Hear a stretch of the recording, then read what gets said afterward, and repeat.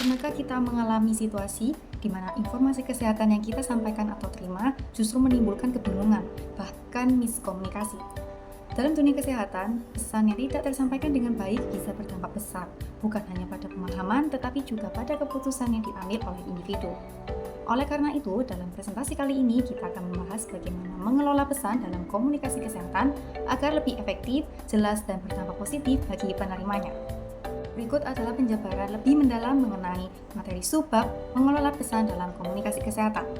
Yang pertama ada pengertian komunikasi kesehatan.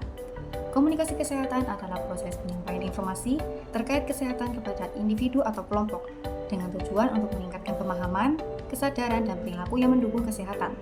Ini menyangkut komunikasi antara profesional kesehatan, pasien, dan masyarakat. Yang kedua ada tujuan komunikasi kesehatan. Tujuan utama dari komunikasi kesehatan meliputi 3 aspek, yakni yang pertama, meningkatkan kesadaran, memberikan informasi yang diperlukan agar masyarakat sadar akan isu-isu kesehatan. Yang kedua ada mengedukasi, meningkatkan pengetahuan tentang penyakit, cara mencegah, dan perawatan. Yang ketiga ada mempromosikan perilaku sehat, mendorong individu untuk mengadopsi gaya hidup sehat dan melakukan tindakan untuk pencegahan. Selanjutnya ada komponen pesan kesehatan, terdiri dari 3 komponen penting, yakni isi, informasi yang ingin disampaikan seperti fakta kesehatan atau panduan. Yang kedua ada format. Cara penyampaian pesan bisa melalui tulisan, gambar, video, atau presentasi. Yang ketiga ada cara penyampaian. Metode yang digunakan untuk menyampaikan pesan seperti lisan, tertulis, atau melalui media digital. 4. Strategi penyampaian pesan. Strategi yang efektif untuk menyampaikan pesan kesehatan meliputi 1. Penggunaan bahasa yang jelas. Memastikan bahwa istilah yang digunakan mudah dipahami oleh audiens. 2. Penggunaan metafora dengan contoh membantu audiens memahami konsep yang kompleks dengan membandingkannya dengan hal yang familiar. 3. Pemilihan saluran komunikasi. Memilih media yang tepat, seperti halnya media sosial, seminar, dan blog, dan sesuai dengan karakteristik audiens. 5. Audiens target. Identifikasi audiens sangat penting digunakan dalam komunikasi kesehatan. Dan di sini ada hal-hal yang perlu dipertimbangkan, meliputi 1. Demografi, usia, jenis kelamin, pendidikan, dan latar belakang sosial ekonomi. 2. Psikografi, sikap, nilai, dan minat audiens yang dapat mempengaruhi cara pesan untuk diterima. Dan yang keenam ada umpan balik. Umpan balik adalah informasi yang diterima dari audiens setelah pesan disampaikan. Dan tentunya ini sangat penting untuk menilai pemahaman. Memastikan bahwa audiens memahami atas apa yang pesan telah disampaikan. Dan yang kedua ada mendapatkan respon. Mengetahui bahwa audiens telah merespon dengan tepat terhadap pertanyaan ataupun kebingungan. Yang ketujuh ada evaluasi efektivitas pesan. Evaluasi efektivitas pesan dalam komunikasi kesehatan sangat penting untuk memastikan bahwa informasi yang disampaikan dapat diterima dan dipahami dengan baik oleh audiens. Berikut adalah beberapa metode dari evaluasi efektivitas pesan. Yang pertama ada survei dan kuesioner. Kuesioner harus dirancang dengan jelas menggunakan bahasa yang sederhana dan mudah dipahami. Pertanyaan dapat mencakup pemahaman tentang pesan, sikap terhadap isu pendidikan, serta tindakan yang diambil setelah menerima informasi.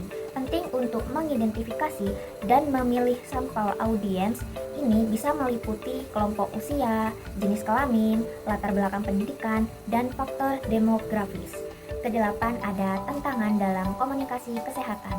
Tantangan dalam komunikasi kesehatan sangat beragam dan perlu diatasi agar pesan dapat disampaikan secara efektif. Yang pertama ada misinformasi.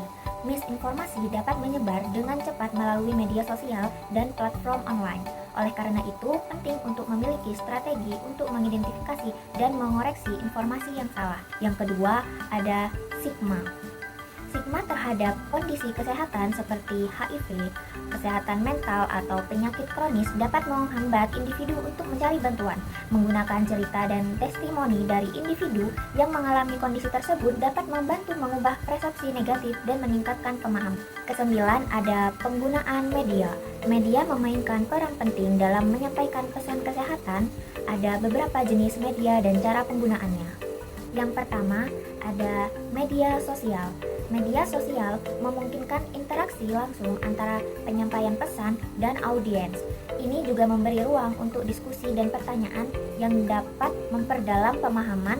Menggunakan gambar, video, dan infografis dapat menarik perhatian audiens dan membuat informasi lebih mudah dicerna. Yang kedua, ada media cetak. Media cetak tetap efektif dalam menjangkau audiens lokal.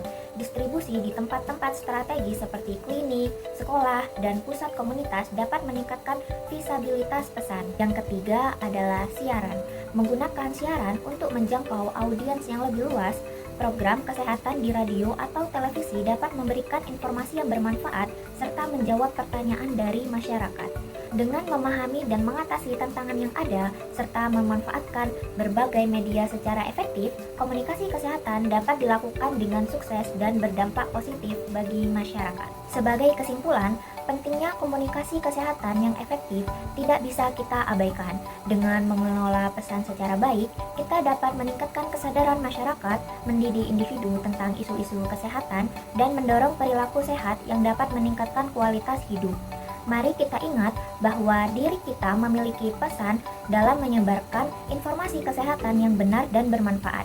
Dengan memahami audiens kita, menggunakan strategi penyampaian yang tepat, dan mengevaluasi efektivitas pesan, kita dapat menjadikan komunikasi kesehatan sebagai alat yang kuat untuk perubahan positif.